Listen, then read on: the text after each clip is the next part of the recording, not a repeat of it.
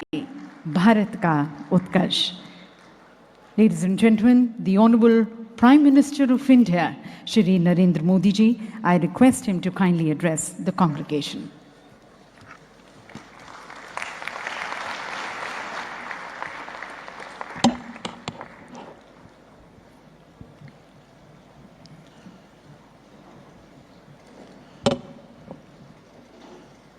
Cabinet में मेरे सहयोगी ज्योतिरादित्य सिंधिया जी,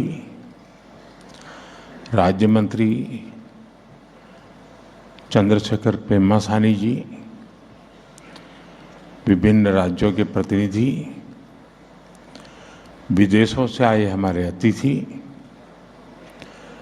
टेलीकॉम सेक्टर से जुड़े सभी महानुभाव, यहाँ उपस्थित विभिन्न कॉलेजों से आए मेरे युवा साथी, देवी और सज्जनों, इंडिया मोबाइल कांग्रेस के इस खास एडिशन में मैं आप सभी अतिथियों का अभिनंदन करता हूं। अभी हमारे बहुत सारे स्टार्टअप्स ने कई महत्वपूर्ण विषयों पर अपने प्रेजेंटेशन दिए हैं।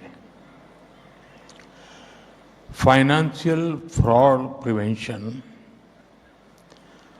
Quantum communication, 6G, optical communication, semiconductors, ऐसे महत्वपूर्ण विषयों पर प्रेजेंटेशन को देखकर ये विश्वास गहरा होता है कि भारत का तकनीकी भविष्य सक्षम हाथों में है।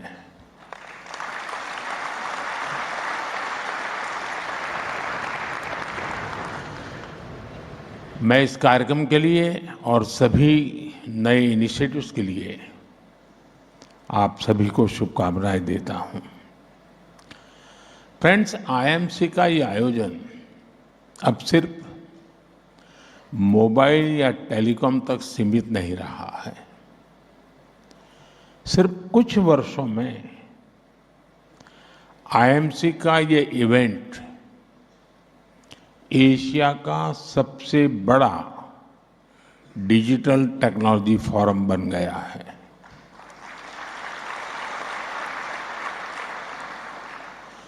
साथियों, आईएमसी की ये सक्सेस स्टोरी कैसे लिखी गई,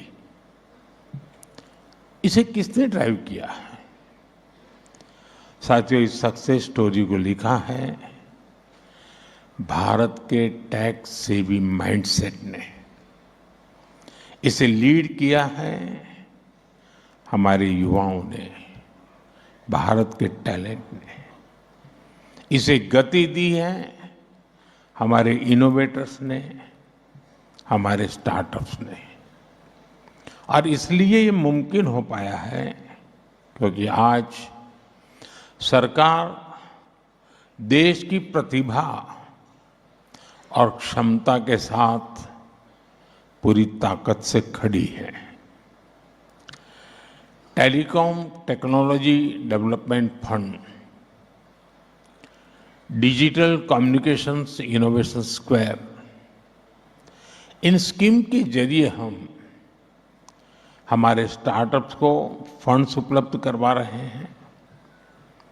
5G, 6G, advance optical communications और टेराहर्ट्ज, इन टेक्नोलॉजीज में टेस्ट बेड्स के लिए सरकार फाइनेंस कर रही है ताकि हमारे स्टार्टअप्स अपने प्रोडक्ट्स बिल्ड कर पाए।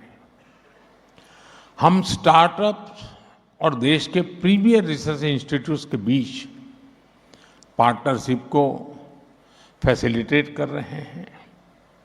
आज सरकार की मदद से इंडियन इंडस्ट्री, स्टार्टअप्स और एकेडमिया कई क्षेत्रों में मिलकर काम कर रहे हैं। इंडिजीनियस टेक्नोलॉजीज का डेवलपमेंट और स्केलिंग हो, R&D के जरिए इंटेलेक्चुअल प्रॉपर्टी क्रिएट करना हो, ग्लोबल स्टैंडर्ड्स के डेवलपमेंट में कंट्रीब्यूट करना हो, भारत हर आयाम में आगे बढ़ रहा है। इन्हीं प्रयासों का परिणाम है कि आज भारत एक इफेक्टिव प्लेटफॉर्म बनकर उभरा है। साथियों, इंडिया मोबाइल कांग्रेस और टेलीकॉम सेक्टर में भारत की सफलता आत्मनिर्भर भारत के विजन की ताकत को बताता है। आप याद करिए, मैंने जब मेक इन इंडिया की बात कही थी तो कुछ लोग कैसे इसका मजाक उड़ाते थे। शक संदेह में जीने वाले लोग कहते थे कि भारत टेक्नोलॉजिकली एडवांस चीजें कैसे बनाएगा, क्योंकि उनके दौर में नई टेक्नोलॉजी को भारत तक आने में कई दशक लग जाते थे। देश ने उसका जवाब दिया। जो देश कभी 2G को लेकर स्ट्रगल करता था, आज उसी देश के लगभग हर जिले में 5G पहुंच चुका है।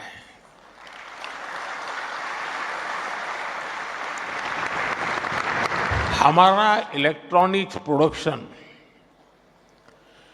2040 की तुलना में 6 टाइम बढ़ चुका है।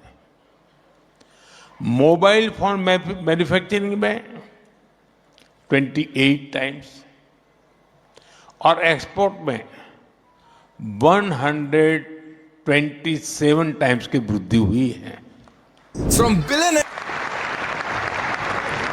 पिछले एक दशक में मोबाइल फोन मैन्युफैक्चरिंग सेक्टर ने लाखों डायरेक्ट जॉब्स क्रिएट की हैं। अभी हाल ही में एक बड़ी स्मार्टफोन कंपनी का डेटा सामने आया है। आज 45 भारतीय कंपनियां उस एक बड़ी कंपनी की सप्लाई चेन से जुड़ी हैं। इससे करीब 3.5 लाख रोजगार देश में पैदा हुए हैं। और ये केवल एक कंपनी का आंकड़ा नहीं है। आज देश में कितनी ही कंपनियां बड़े स्केल पर मैन्युफैक्चरिंग कर रही हैं। इसमें अगर इनडायरेक्ट अपॉर्चुनिटीज को जोड़ दें तो हम कल्पना कर सकते हैं कि रोजगार का ये नंबर कितना बड़ा बन जाता है। साथियों, कुछ दिन पहले ही भारत ने अपना made in India 4G stack launch किया है। ये देश की बड़ी स्वदेशी उपलब्धि है।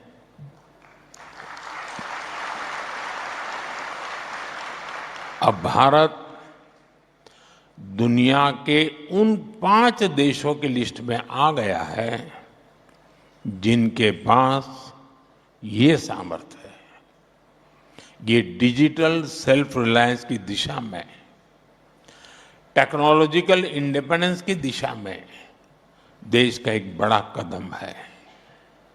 Indigenous 4G and 5G stack के जरिए हम न केवल सीमलेस कनेक्टिविटी को सुनिश्चित कर पाएंगे, बल्कि देशवासियों को तेज इंटरनेट और रिलायबल सर्विसेज भी दे पाएंगे।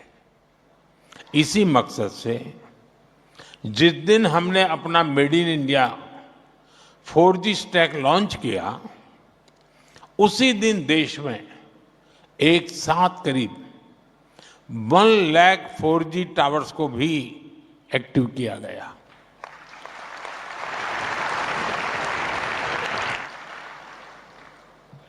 दुनिया के कुछ देशों को 1 लाख टावर की बात करते हैं तो भी उनको अजूबा लगता है। ये आंकड़े बहुत बड़े लगते हैं लोगों को। इसके कारण एक साथ 2 करोड़ से ज्यादा लोग देश की डिजिटल मूवमेंट का हिस्सा बने हैं। इसमें कई ऐसे इलाके थे जो रिमोट एरिया में थे, जो डिजिटल कनेक्टिविटी में पीछे छूट गए थे। अब ऐसे सभी क्षेत्रों में इंटरनेट कनेक्टिविटी पहुंची है। साथियों, भारत के made in India 4G stack की एक और विशेषता है। हमारा 4G स्टैक एक्सपोर्ट रेडी भी है, यानी ये भारत की बिजनेस आउटरीच का माध्यम भी बनेगा। इससे 2030 के भारत यानी भारत 6G विजन को पूरा करने में भी मदद मिलेगी। साथियों, 10 सालों में भारत की टेक्नोलॉजी रिवॉल्यूशन बहुत तेजी से आगे बढ़ी है और इस स्पीड और स्केल को मैच करने के लिए बहुत लंबे समय से एक मजबूत लीगल और मॉडर्न पॉलिसी फाउंडेशन की जरूरत महसूस हो रही थी। हमने इसके लिए टेलीकम्युनिकेशंस एक्ट बनाया। इस कानून ने द इंडियन टेलीग्राफ एक्ट और the Indian wireless telegraph act, उन दोनों को रिप्लेस किया। ये कानून तब के थे जब यहां बैठे हम आप जैसे किसी व्यक्ति का जन्म भी नहीं हुआ था, और इसलिए पॉलिसी लेवल पर जरूरत थी कि हम 21वीं सदी की अप्रोच के हिसाब से एक नई व्यवस्था बनाए, और हमने वही किया है। ये नया कानून रेगुलेटर नहीं है, बल्कि एक फैसिलिटेटर की तरह काम करता है। अब अप्रूवल्स आसान हुए हैं, राइट ऑफ वे परमिशन जल्दी मिलती है, इसका परिणाम भी दिख रहा है। फाइबर और टावर नेटवर्क का विस्तार तेजी से हो रहा है। इससे ईज ऑफ डूइंग बिजनेस बढ़ी है, इन्वेस्टमेंट को एनकरेज किया जा रहा है और उद्योगों को लॉन्ग टर्म प्लानिंग में सुविधा हुई है। साथियों, आज हम देश में साइबर सिक्योरिटी को भी उतनी ही प्राथमिकता दे रहे हैं। साइबर फ्रॉड्स के खिलाफ कानून सख्त किए गए हैं और अकाउंटेबिलिटी भी बढ़ाई है, और ग्रीवेंस रिड्रेसल के मैकेनिज्म को भी बेहतर किया गया है। इंडस्ट्री और कंज्यूमर्स दोनों को इसका बहुत बड़ा लाभ मिल रहा है। फ्रेंड्स, आज पूरा विश्व भारत के पोटेंशियल को रिकॉग्नाइज कर रहा है। दुनिया का दूसरा सबसे बड़ा टेलीकॉम मार्केट हमारे पास है। दूसरा सबसे बड़ा 5G मार्केट यहां है, और मार्केट के साथ ही हमारे पास मैन पावर भी है, मोबिलिटी भी है और माइंडसेट भी है।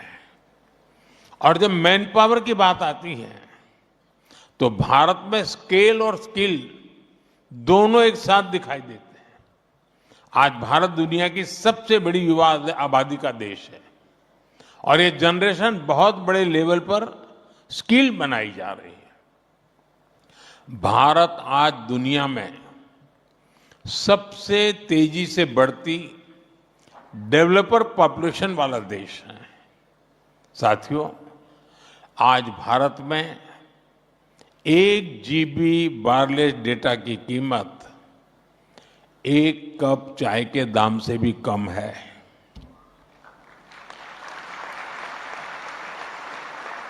चाय का उदाहरण देना मेरी आदत है।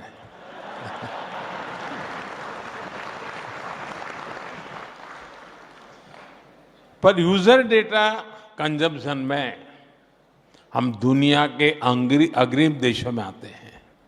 इसका अर्थ है कि भारत में डिजिटल कनेक्टिविटी अब कोई प्रिविलेज या लग्जरी नहीं है। ये भारतीयों के जीवन का एक अटूट हिस्सा है।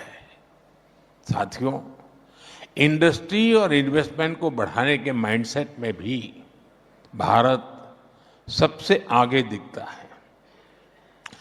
भारत का डेमोक्रेटिक सेटअप, सरकार की वेलकमिंग अप्रोच और ईज ऑफ डूइंग बिजनेस की पॉलिसीज, इनसे भारत की पहचान एक इन्वेस्टर फ्रेंडली डेस्टिनेशन के रूप में बनी है। डिजिटल पब्लिक इंफ्रास्ट्रक्चर में हमारी सक्सेस इस बात का प्रमाण है कि सरकार डिजिटल फर्स्ट माइंडसेट से किस तरह से जुड़ी हुई है। इसलिए मैं पूरे विश्वास से कहता हूं, this is the best time to invest, innovate and make in India.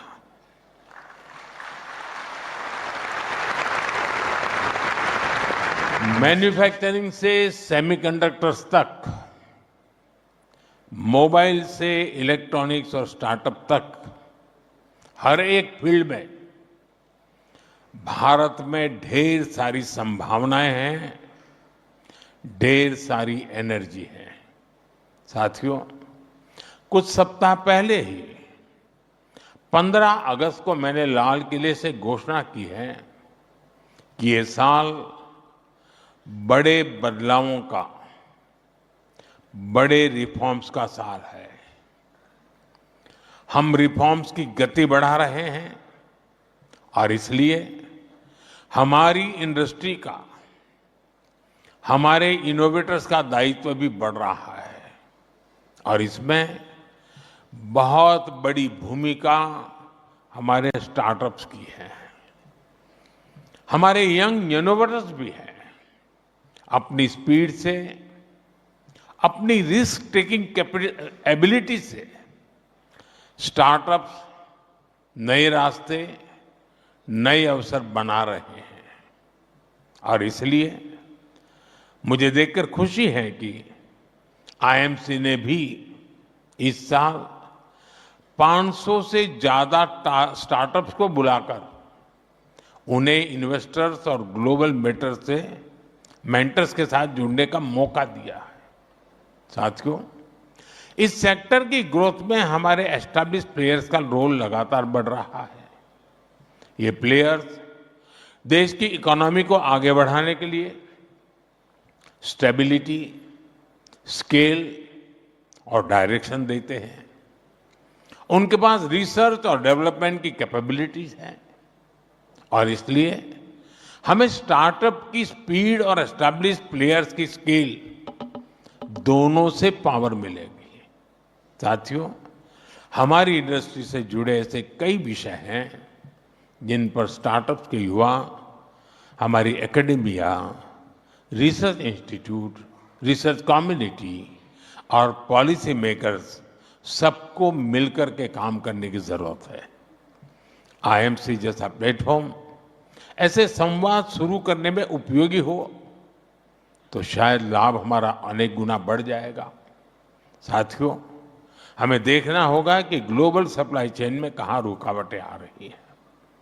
Mobile, telecom, electronics और पूरे टेक्नोलॉजी इकोसिस्टम में जहां भी ग्लोबल बॉटलनेक्स हैं, वहां भारत के पास दुनिया को सॉल्यूशन देने का मौका है। उदाहरण के लिए हमने पहचान की सेमीकंडक्टर मैन्युफैक्चरिंग की कैपेसिटी अब कुछ गिने चुने देशों तक सीमित थी और पूरी दुनिया डाइवर्सिफिकेशन चाहती थी। आज भारत ने इस दिशा में महत्वपूर्ण कदम उठाया है। भारत में 10 सेमीकंडक्टर मैन्युफैक्चरिंग यूनिट्स पर काम हो रहा है।